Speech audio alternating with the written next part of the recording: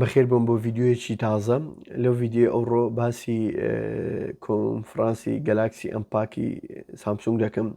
کە 5 ئەو ئەلانی مەزموع جیازێک دەکرێت. طبعاً کۆنفرانسەکە هەموو ساڵێ لە نیویۆرک دەکرێت، بەس ئەو ساڵ لەبەر مۆزۆی کۆڕۆنا و کۆڤیدیۆ شتانە ئۆنلاین دەکرێت. طبعاً کۆنفرانسەکە ئەلانی ینی ئەو جیهازەی کە ینی جیهازە ڕئیسیەکێکی ئەلان دەکرێت گەلاکسی نۆت 20 ئەلترا. طبعاً یەک ملاحەزەی بەسیتان پێ دەڵێم، سامسونگ ساڵانە دوو کۆنفرانسی هەیە گەلاکسی ئەمپاک، یەک مانجی سێ یەک مانجی هەشت. ئەوی مانجی دائیمە نۆتەکە دەرەچی، ئەوی مانجی سێز دایم ئێسەکە دەرەچی. ئەو دائیمە لە نیویۆرکە، ئەو دایمەن لە سان فرانسیسکۆیە بۆ چەند ساڵی ئەخیری. طبعاً نۆتەکە لە ئەوەی هاتیە لەبەرەوەی نۆتە بۆ نۆتی دەستپێرەکە لە نیویۆرکە، ئەویش لەبەرەوەی ئێستا لە سان فرانسیسکۆ. طبعاً هواویش ئەو شتەی تەطبیق دەکا، بەس هواوی بە طریقەکی. طبعاً لەو کۆنفرانسەی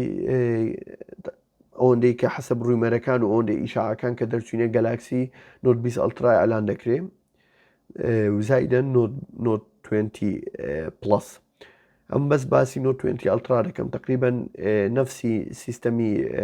S20 ئەلترا هەیە، نفسی نیزامی کامرە و 108 مێگاپیکسل و سنسەرە و شاشەی 120 هرتز ڕفرش ڕیتەکە، ینی تەڕەدودی شاشەی کە 120 ڕسمی پێشاندا لە سانیەکی، وزایدەن ئەو کامەڕی کە زوم بوو لە S20 ئەلترای حەسەب هەموو ئەوەکان تەسەوڕ ناکرێت تێدابی لە نۆت 20 ئەلترای. بێزگەلەوەی نۆت 20 ئەلترا مەزموع مواصفاتی قەلەمەکە و نۆتۆشتانەیە، ئەو یەک لە جیازە ڕئیسیەکانێکی ئەلان دەکرێت. جیازی دوم گەلاکسی بەدز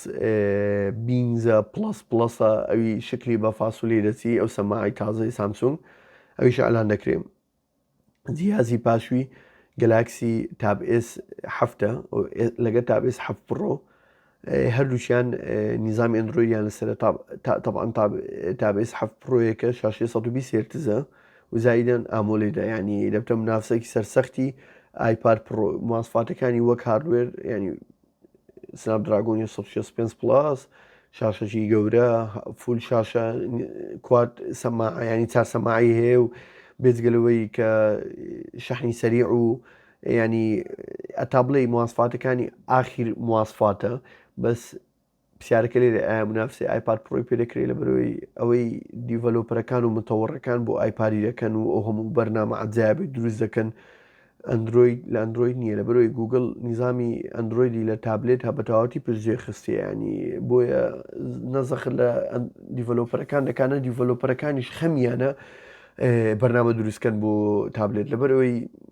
ئەو خەڵکە زۆرە بەکاری ناینی. ینی ئەم یەک بۆ خۆم ئەمن هەر ئەندرۆیدم حەزی لە مۆبایل، بەس لە تابلێت iOS بەکارێنم، iPadOS ئەوەی ئەپڵ،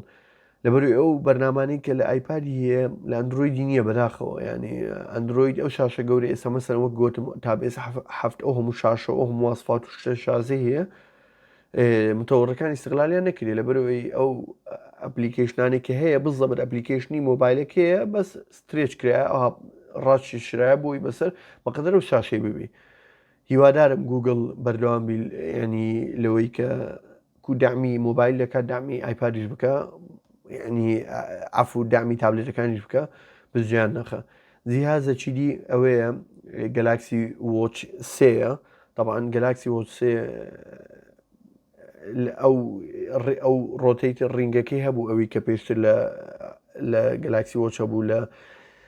گەلاکی وۆچ ئەکتیڤ وانە لایەن برد. طبعاً ئەوە شتێکی سامسونگە، سامسونگ بۆی مەشهورە سەعاتەکانی کە دەسوڕێ لە زیادەوەی تەسوشتیوە ئەویان لابر بوو، دووبارەوەی دەگەڕێنەوە،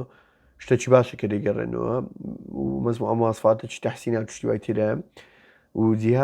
جیهازە چیدیش ئەوەیە کە ئەلان دەکەن، طبعاً ئەمەوە زۆر چاوەڕێوی دەکەم، هەم لەبەر مواصفات و تەحملی شاشەکەی، هەم لەبەر سەعری. ینی ئەگەر سەعری مناسب بی و تەحملی شاشەی زۆر باش بی، ینی جیهازی مستەقبەلی. ئەویش گەلاکسی Z Fold 2، طبعاً ناوەکەیان گۆڕی، ئەویش گەلاکسی فۆڵدی 2، لەبەرەوەی فۆڵدی 1 ئەگەر دیتە بتان مشکلەی ئەوەی هەبوو کە تۆز دەستوە بن شاشێ، سامسونگ هەمووی گەڕاندەوە دووبارە خستیوە بازاڕێ،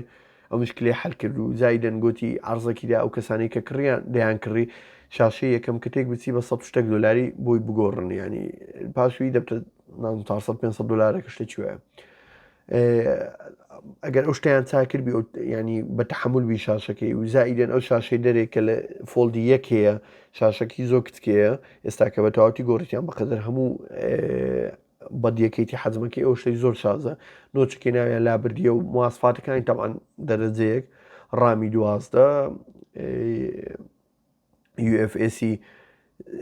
سێ و بەرەوسەرێ و زایدەن کامڕی ئەو کامڕی 1 مگاپیکسل سنسەرەکە و شاشەی 120 کواد HD پلاس یعنی مواصفاتەکانی پرۆسەری سناپدراگۆن 165 پلاس یعنی مواصفاتەکانی هەمووی سوپەر پریمیەمە یعنی ئەو مواصفاتانە و زائیدەن تحملی ئەو مۆبایلێگە بە تحمل بی و زایدەن ئەگەر ساری مناسبی یعنی هەمومان باوەڕکە ئەوی بێلێن پرسی بلێت بکڕم و لە ڕێنجی مەسەلەن لە حدودی 1000 بۆ 1500 دلار ئەگەر لەو بینێبی ئەکیدم لەو بینەژ نییە بەبێ کودو دەڵێن بڕۆ گەلاکسی زی فۆڵد بکرە هیوادارم سامسونگ لەبەرەوەی ئەوەکایندی هەرزانتری بکە چکە چەند بە چەند زیاتر دروست بکرێ و زیاتر لە تەوڕی ریسێرچ و لە ئەبحاز بێتە دەرێ تەکنۆلۆژیای تازە دایمەن هەرزانتر دەبی هیوادارم بە نەفسی سعری مۆدلی یەکەم ئەلان نەکەن کە ئەوی سعری 1970 دلار و زۆر زۆر گران بوو عەلەقەل بە 1500 دلاری تەسعیریکەن سعرەکە دەتانم بڵێم مەجالی تێدایە بەس لە 1500 بەرەو سەرێ بەجددی زۆر گران و بێمانە دەرەچی و تقریبن ئەوە زۆربەی شتانە بوو کە سامسونگ ئەلانی دەکە و ئەگەر حەستان لێ ڤیددیۆی لەنۆعانە بەردەوام دروستکەم و حەستان لێ ڤیددیۆ لەسەر گەلاکسی ئەمپاک بکەم بە تەواوەتی کەڤەری بکەم کە جیازەکان ئەلان کرا و ماسفاتەکانی باسکەم لە کۆمنت بۆم بنووسن